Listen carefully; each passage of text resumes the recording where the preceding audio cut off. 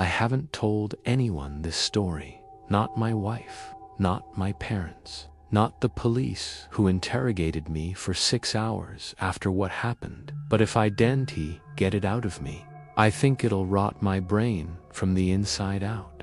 Because what happened in that farmhouse wasn't a misunderstanding or a trick of light or trauma-induced hallucination.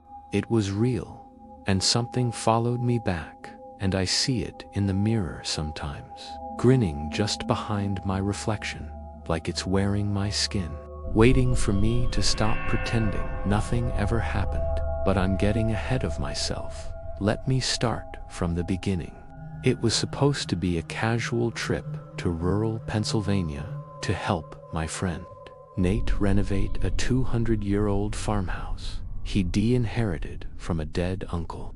Nobody liked a collapsing colonial-style house so deep in the hills it didn't even show up properly on Google Maps, surrounded by rotting apple trees, dense woods, and silence. So complete you could hear your heartbeat in your teeth.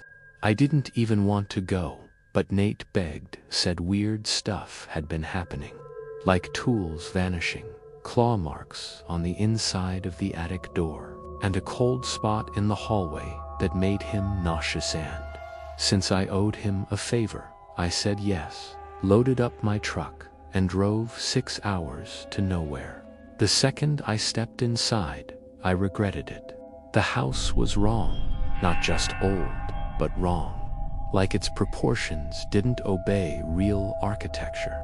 Like each room bent inward slightly when you weren't looking.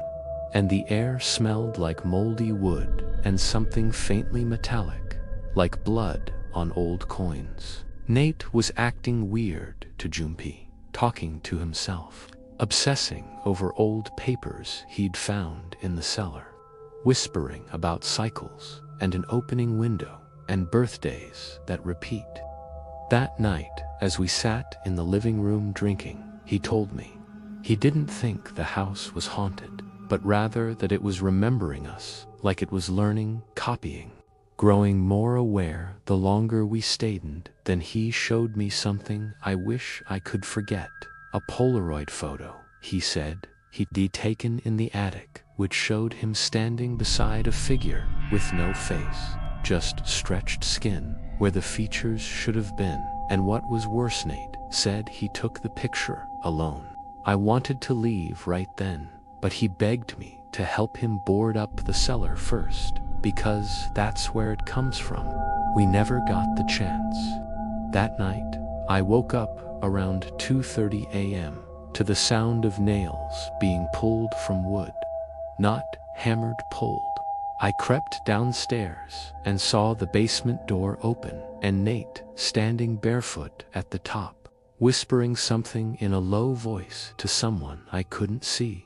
When I called out, he snapped around, eyes wide and glassy, like he didn't know who I was, then collapsed.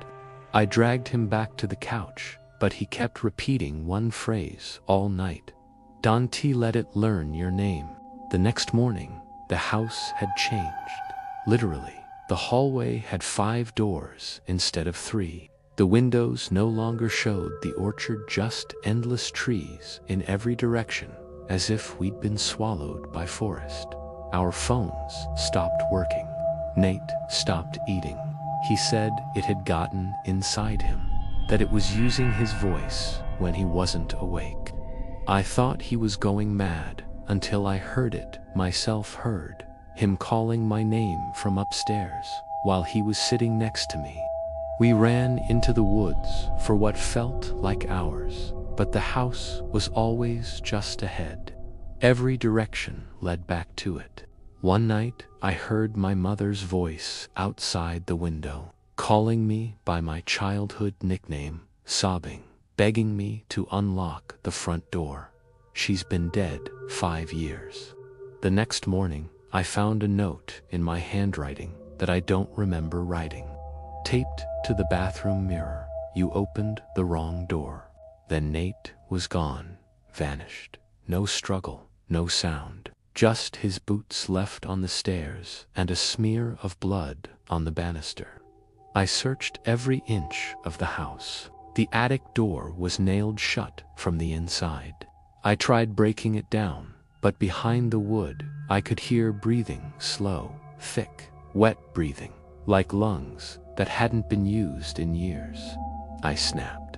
I torched the place, poured gasoline everywhere, and lit a match. Watched the flames climb the walls like hungry fingers, but when I turned around, the house was still there, pristine, untouched.